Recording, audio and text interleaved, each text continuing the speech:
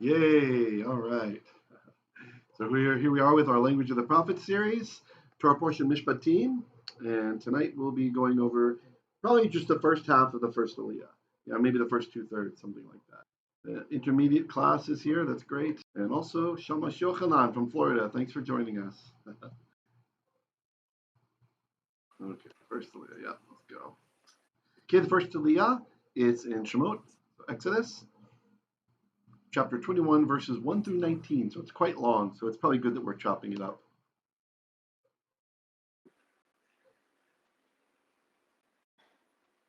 Okay, so these notes, I meant to have them animated. Oops. So just imagine they're animated on the left. Just look at the text for now, and I'll point out the notes when we want to get there. Yeah, I threw it together kind of fast. So let's have a look then at verse number Aleph. Now, do you guys want to take a stab? I think your reading is fine already. Do you want to read it, or do you want just me to read it and then we can discuss as questions come up? Is that good? You can speak. This isn't like the Josh. You can speak. You can speak up. Okay, maybe I'll just go ahead and read then. And if you have questions, please feel free Yes, thank you. Okay, great. Feel free to comment, and you can either chat or talk either way. Okay, thank you. All right. Verse Aleph, that's 1. Ve'ele hamishpatim asher tasim lifneihem. Now, these are, remember, when you have a demonstrative adjective before the noun, usually it's making it into like a predicate statement. So these are, this is, right? Because it's still an adjective. Just like if we want to say like if you want to say a green man, you would say man, a green one. But if you put green first, it would mean green is the man. So the man is green, usually in Talachit. Okay. So ve'ele hamishpatim means these are the judgments which you shall set. So tasim, this is from the verb sim, which is to set or to place. So it's imperfect. So you will set lifneihem, before them. Then Rashi comments, who is this? Who is this them? The 70 elders. And he goes on to comment that it means setting it before them means don't just repeat it to them a few times that they might memorize, but lay it out on a table before them so they can see it with their eyes and they can hear, so the elders can properly administer justice among the people. Verse Beit. Ki tiknei eved ivri sheishanim yavod. If, so ki, you guys have to be really flexible with ki. I know the basic gloss we learned it as is for or because, but this can mean when, it can mean if, it can be involved in all kinds of intermingled syntax. So here I think probably when or if, yeah, if probably good. If you buy, you acquire, Eved Ivri. So here's our noun, Eved. So what's Eved? Servant or slave, yep. Ivri is the adjective. And Ivri, of course, we know is Hebrew. So if you acquire a Hebrew slave, Sheish Shanim Ya'avod. Sheish is 6 years, Ya'avod, he shall serve. So imperfect of serving. Right? U Vashevi'it Yetze Lachofshi Chinam. Okay, notice we have a closed syllable here. Here's our accent mark. So this comment is in a closed, unaccented syllable, so it's O. Lachofshi, chinam. Okay, so U va shevi'it. So shevi'it means 7th. Okay, ba shevi'it, in the 7th. Right, you have the foot mark from the definite article there. U is and or then. Right, and or then. So and on the 7th year is what's implied. This is referring back to the Shanim. Yetze. So that's, he will exodus, he will go out. Lachofshi, freely, meaning, not meaning there's nothing in his ownership, but meaning that he will owe nothing to the master anymore. His debt is cleared. Whatever reason he was sold as a slave, he could have sold himself, or someone else could have sold him. Chinam. Chinam means for no reason, right? It can mean for no reason, it can mean with nothing, right? So if you have a case against somebody and the judge reviews it, you might say, Chinam, there's no reason for this. We're told by Chazal, by the sages, that The second temple was destroyed because of sinat chinam. This was baseless hatred. So sinat, hatred, chinam, for no reason. That the various different denominations of Judaism hated one another. And so Hashem destroyed his holy abode because of that. Well, he allowed the Romans to do it. Verse Gimel. Im begapo yavo, begapo yetze. If with his gaf. So gaf, this isn't a word you've learned yet. Gaf is like body, like his self, something like that. In rabbinical Hebrew, you'll see it more like guf. So there's talk about guf. A person does such and such. So begafo, begapo, if by himself, yavo, he comes in. Begapo yetze, by himself he goes out. Like with his own body, he goes out. Imba'al ishahu v'yatza'a ishto imo. If a Baal Isha, this is an owner of a woman, so that means a husband. If he's a husband, who, right, is he? Remember, you got to think like Yoda. If a husband is he, yes. So you do it backwards. So if Baal Isha, he's an owner of a woman. V'yatza'a ishto imo. Then, so we don't really want to say and here. Then his woman, that's the pronominal his wife, will go out im with o, pronominal suffix o, with him. Verse Dalet.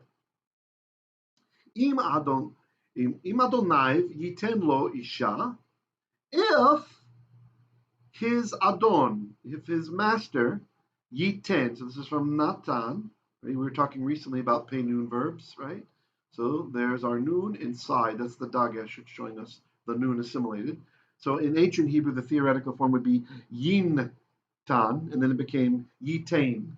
So yitain lo, if his master gives him isha, a woman, v'yaleda lo vanim, sorry, that's probably too fast. V'yaleda lo vanim o vanot, and she births for him sons or daughters. Haisha biladeha tihyeh ladoneha v'hu yetze vegapo. The woman, okay, I'm sorry, that's part of this. Okay, the woman, the wife, however you want to think about this, viladeha, she births, tihyeh ladoneha, she shall be to his master, like belong to the master as a slave, right? Not as a wife, as a slave. V'hu yetze vegapo, and he shall go out with his flesh. And this is a problem verse for me. I talk about how we should really make sure that we're critical with the text, right? We need to have our questions answered. If there's something that's odd or strange, then we don't just ignore that, right? You have to be ready. So when someone asks you, what does that mean, or why is it there, we can answer for the sake of our emunah, our faith. And this bothers me. I don't feel like I understand this. So if anybody has a great idea why this is, it almost seems to me like a master, he could intentionally, if he's got a good slave who's really doing great work, and he's Hebrew, I got to let go of him soon. Shemitah's coming up. It seems like he could just find a nice lady, purchase her, and then give her to the guy as a way to entice him to stay, right? Just to make him be a slave for a long time. And the thing that really bothers me is, what if they have kids? So if they have kids, the guy's going to walk away? He can just leave his family. He can just go out by himself. So I'm not really sure what's happening here. I've read some explanations that, if she was a Canaanite slave, then maybe she's a slave forever anyway, and so he would probably want to stay with her. I haven't really seen a good explanation for this. So if any of you maybe think about this, if you guys, Little Green Men, Yochanan says that it turns into a musical. Yeah, so if you guys have any thoughts on this, I'd be happy to learn from you if you have a nice answer for this. Okay, verse Hey. Don't get me wrong, I'm not saying there's something wrong with the Torah. I'm just saying that this verse, I feel like I don't understand it correctly. Vim amohor yoma ha'eved. Ahavti et Adoni et ishti ve'et banai. I'll just go ahead and finish this one. Lo etze chofshi.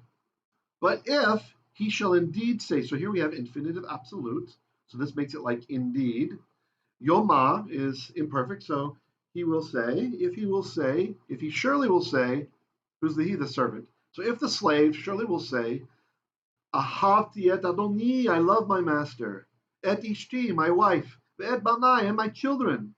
Lo etze chofshi, I will not go out into freedom, right? I will not go out freely, meaning without debt to the master. Right? He loves all three of them. So something's going to come. But before we say that, there's something that's interesting here. So he's going to get his ear pierced. Okay, maybe I'll wait. We'll do it. Okay. Verse 6. Vehigisho Adonav el ha-Elohim. Yes, go ahead. Comment. Yes, I have a question before I got lost. I'm Cynthia. Hi, Cynthia. You said in the first in yeah, yesterday I had no voice. Sorry. No worries. Now I'm back. Anyway, my question is in the first verse you said the adjective comes before the noun. No, no. Oh, I On the meant to say second after. verse, you Sorry, I meant have to a say. noun and then it's an adjective.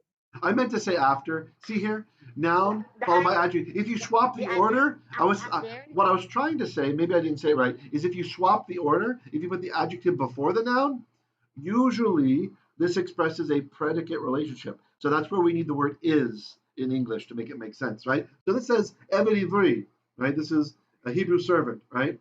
If I said Ivri Eved, it means a servant is a Hebrew. You see, you have to have the is in there if you swap the order. Usually in Tanachi. Yeah, modern isn't necessarily that way. Is that clearer now? Okay, thank you. Got it? Okay, Yofi. Great. Thank you. Sure. Got it. Great. Okay, so the higisho, so this is from Nagash. It's hard to see because look, it's one of your pay noon verbs again, right? We've been talking about pay noon. The noon is in the gimel. There he is hiding in there. So the verb is nagash. Nagash is to approach. With sheep, it can be like to drive them, right? But to approach, to draw near. Now, this is a hifil pay noon verb with a pronominal suffix. And it's vav consecutive, right? Or vav conversive form.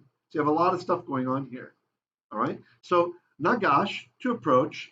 Higish is to cause to approach, right? Or to allow to approach.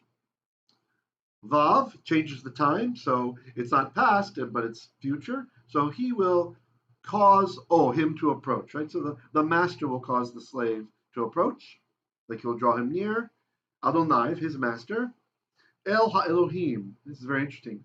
To the God, right? To the God. So there's actually a remez understanding here. What this is saying is that the master needs to make sure that the slave believes properly, right? He's bringing him into his faith, right? Of course, he's a Hebrew servant, but lots of the Hebrew servants were not faithful, right? Many, you've read the Tanakh, you see, we turn away. I mean, the book of Judges, pretty much most of them don't believe correctly. They're doing weird stuff, everything that's right in his own eyes, and all that sort of thing. So, excuse me. In this case, the master is making sure that the servant understands the judgment and that he understands who God really is. And notice it says Ha Elohim and not Hashem. So as I've been sharing recently on and off, Elohim has to do more with the justice attribute of the Creator, whereas Yod He Waw He has more to do with His merciful side, right? So if we're saying, please, Rachem alai, have mercy on me, we'd probably say Adonai, because you're thinking Yod He Waw He, Adonai, right? That's the merciful side. That's the side that we appeal to for mercy.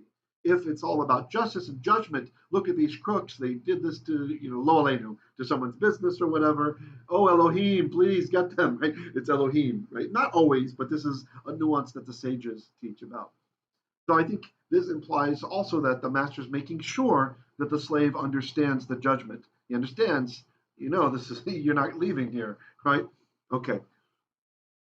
Vehigisho el hadelet o el hamezuzah.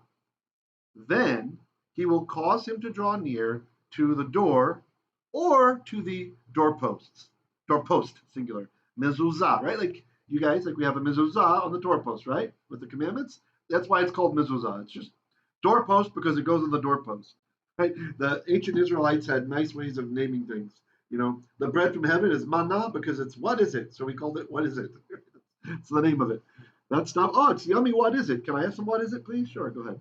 So on the doorpost, the Ratza Adonai et Ozno. Okay, so here we have, notice the comment is an O. Oops, sorry, I tried to draw it after the Zion. Oy. So here's the accent. Short, closed, unaccented syllable, O, right? Ozno. V'matzea. Pardon me. V'avado le'olam. Okay, so the Ratza Adonai et Ozno. Ratza is to bore a hole, right? Like to make a hole. So then his master will make a Rab, hole. Yes. Ozno, you pronounce it Ozno. Ozno. Yes. So it's from the But word. Oh, go ahead. it's the punctuation there is patak. On my screen, it's a comments. Maybe it's cut off on your screen. It's from the word oznayim. Oh. Oznayim, which means Okay. ears, right? Yeah. Is it cutting it off? Mhm. Is it not showing you the full bottom there? Yeah. So it should be a comment. It's a comment Yes. there because the word ear is ozen and ears are oznayim. Oznayim. Yeah. And maybe I get another shot here to make the line a little bit better. So here is the line. So hard to draw on this. Yeah, okay. So there's the syllable break. So this is a closed syllable. It ends in a consonant. And then here's the accented syllable. So this is unaccented. And we know the rule. A comment in a closed, unaccented syllable is an O sound. Or if you're Ashkenazi, it's always O, but a little bit easier. Ho Elohim, right? But anyway, Ozno, his ear. So he will drive a hole. His master will drive a hole, his ear, ba matzea. And oftentimes ba can mean with or into this case. So since it's on the mezuzah, it's probably not into, so it's with a matzea, which is like an owl, like a metal thing. Va'avado, then his slave or servant, and you have to infer will be, that's not in the Hebrew, but we already know the tense because the ratza, right? So we already have its future because you have a perfect verb, vav conversive, puts in future, le'olam, forever, forever. And some comments here from Ibn Ezra and Chizkuli. Ibn Ezra says, those who have passed down the traditions of the Torah say that the slave's ear may not be pierced unless all of the conditions are precisely fulfilled. He must love his master and his household, that is, his wife and his children, and be happy with them. Those are the conditions laid down, repeated again in Deuteronomy 15:16. And then Chizkuli comments that the doubling of the Hebrew verb implies that he must say it twice, once during the 6 years while he is still a slave, and again at the end of the 6 years. Okay? Maybe there's like, you could have some like shysters are being kind of sneaky, and the slave is smart and he doesn't really like the lady that his master gave him so much, and he's only 3 years in. He says, "Oh yeah, surely at the end of the 6 years, and then pardon me, in the Shemitah year, surely I will declare to be with you forever. I want to be here." So the master lessens the load, right? Oh great, I'm gonna have this guy forever. Yeah, I'll give him a little bit more relaxation. And then the year comes, sucker, I'm out of here, right? So maybe that's the reasoning for that he has to say it twice, once during the 6 years and again at the end. Or maybe he tripped up and he changed his mind, and after he said his master became a jerk, right? And he doesn't want to be there anymore. But I still don't understand how he's going to leave his family. It's so bizarre. Okay, it's hard though because oftentimes we look at the Bible with the eyes of moderns, right? We're trying to understand everything from a modernist perspective, right? After the Age of Enlightenment and all this kind of stuff. And so, I would just encourage everybody that when we're thinking about morality issues, we understand that it is the Torah that defines morality. And so, even if something seems off-putting to us with our modernist, neo-Western perspectives, then we really need to maybe shed those and understand that the text defines what is moral, not what we grew up in public schools hearing or something like this. Okay, so let's continue.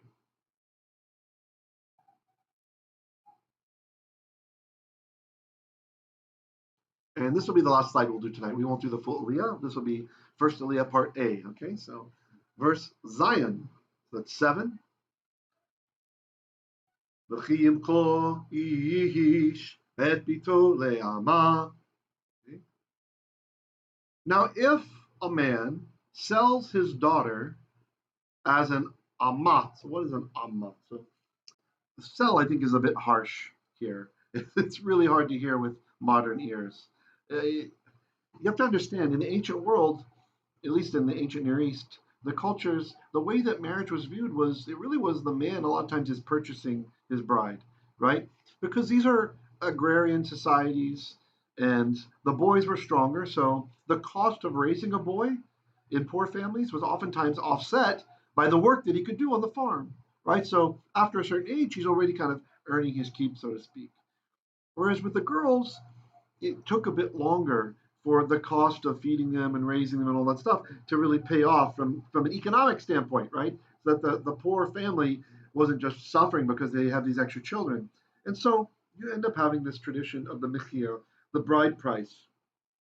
So that's part of the reason that's part of how it's offset. So when she goes to get married, she's sold.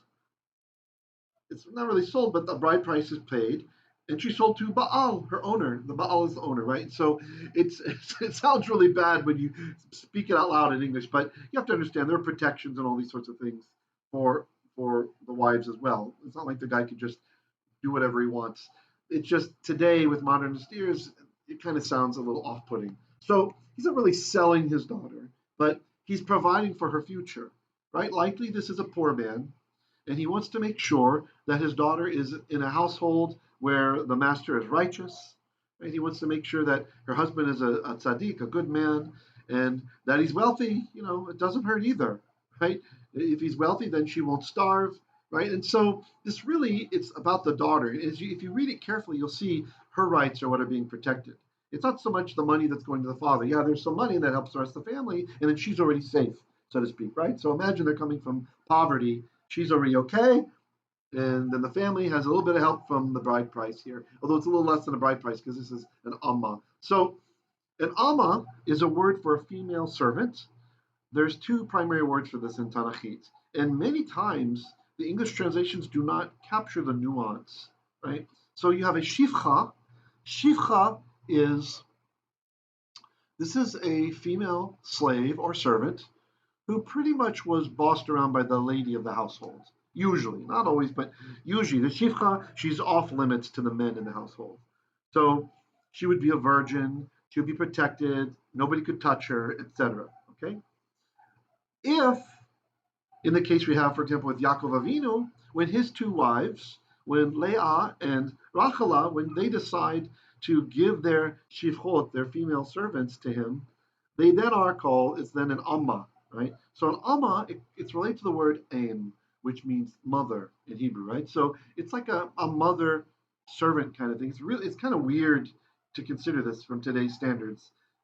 I admit it's a bit off-putting. It sounds really weird. So the idea is she would first be a servant, and then she would be a mother, right? Although sometimes she would continue in her servant capacity. So she still had to do the normal chores or whatever. Her load would maybe be lessened, of course, when she had children, because she has to care for the children. So that's the difference. So this is like a mother servant, is kind of what it means. All right. Lo teitze ketzet ha'avadim. So she shall not go out on the Shemitah year in the manner that the male slaves go out. Okay, so she doesn't go out the same way.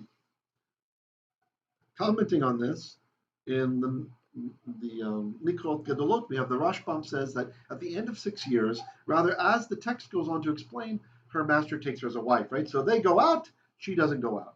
She's done her service. He's kind of decided, does he have an eye for her? He's gotten to know her a little bit, right? He hasn't touched her, right? And they decide, okay, yeah, let's get married. Or maybe his son, maybe one of the other males in his family wants to marry her instead. So that's what's happening with this. That's why she doesn't say kitzet avadim. She doesn't go out. This is imperfect, feminine, third person, right?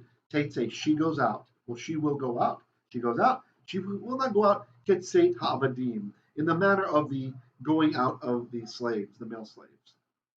Okay. John says, unless her name is Tamar. All right. Verse Chet. Imra b'nei Adoneha asher lo ya'adah v'chevdah. Okay.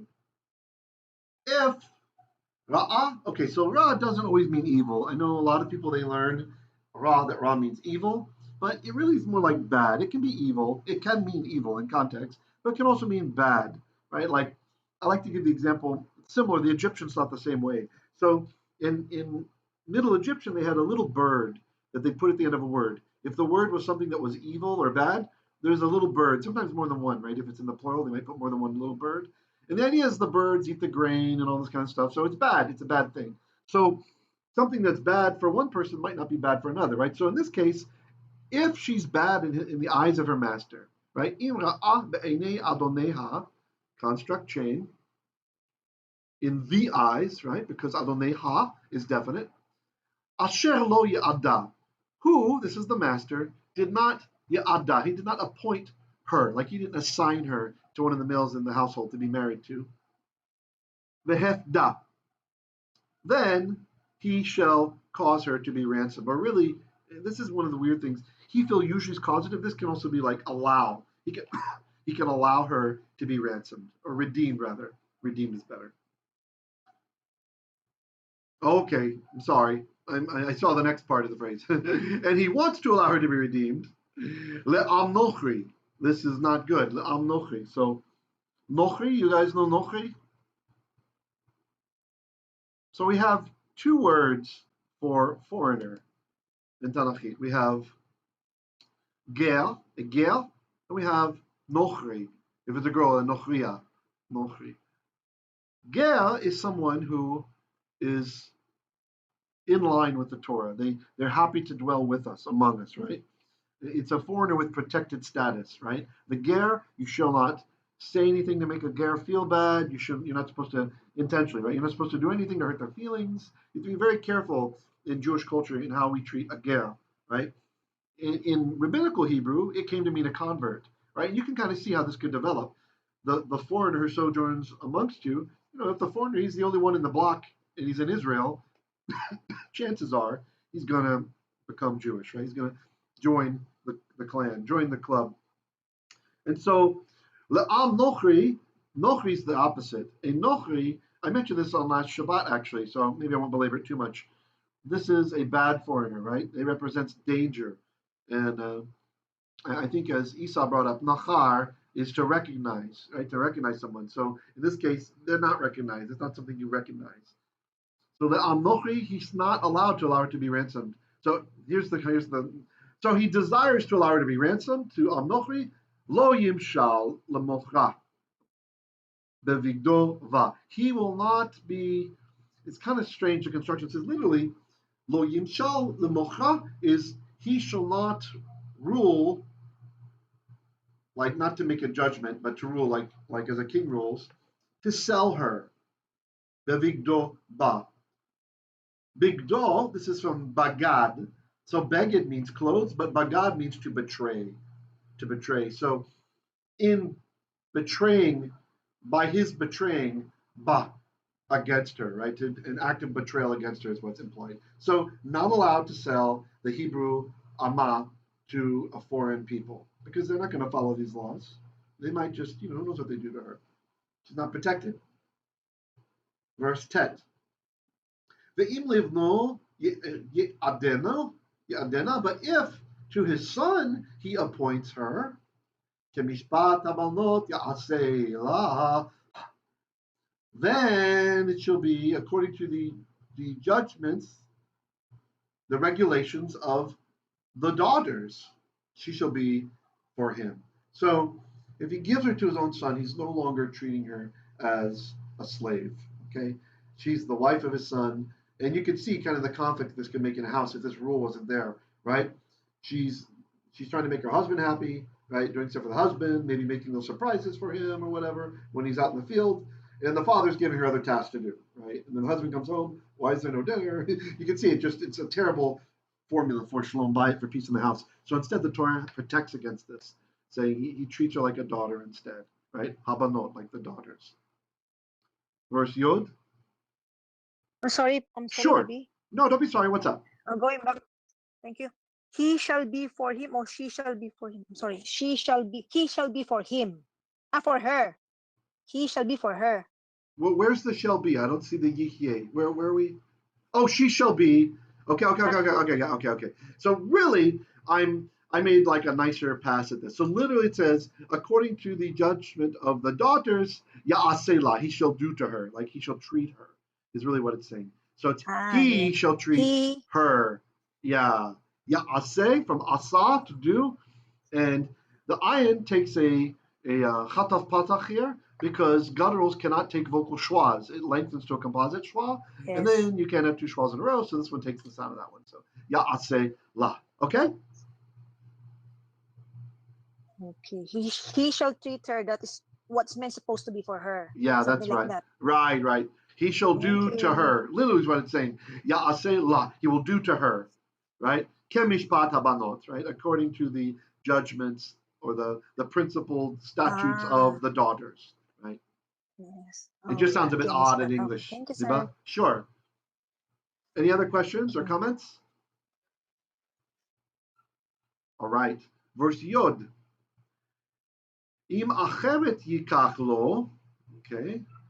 If acheret, so this is from acher, but it's a feminine acher, so acheret, so it's a, if a different lady, yikach, you guys recognize yikach now, right? From lakach. So if a different lady he takes for himself, so the idea is an additional wife. So he's already made her into an amma, right? She's the servant wife. She's a wife already. Now here's the rules for him if this is what he wants to do. She has special protections because her father didn't know it might be like this, right? So she'era kesuta ve'onata lo yigra. Her meat, meaning like the sustenance, the food she's getting. Her covering, meaning her clothing. And her conjugal rights, he shall not remove or make less. He shall not make them less. So there's a special rule for this guy. He bought an Alma, he marries her, she's his wife. He wants another wife. There's a special protection for her now. If he wants to do those things, he can't reduce any of the stuff that she gets, right? He can't reduce her food, he can't reduce her clothing, and he has to sleep with her just as often as he did before he took the second one. So quite difficult to do, this burden that's being put on the master. This is for protection, so some guy doesn't just think, oh, I'll just buy a bunch of Alma, do whatever I want with them, and then they're oppressed. So the Torah is protecting the right of the woman there. Yod Aleph. Ve'im shalosh ele lo ya'aseh lah. But if shalosh ele, see it's one long word. Shalosh ele, so we have a closed syllable, unaccented. If this is just showing there's an alternate accent. Here's the actual accent. There's two ways to sing it. Shalosh ele, these three things, lo ya'aseh lah, he does not do for her. V'yatse'ah chinam ein kasef. Then she shall go out without anything, without any money. Okay, so yeah, that's that. So any comments or questions? I think we'll end it here tonight. This is a nice 34 minutes, and it took me a little bit to get started, so I ate into some of your study time. But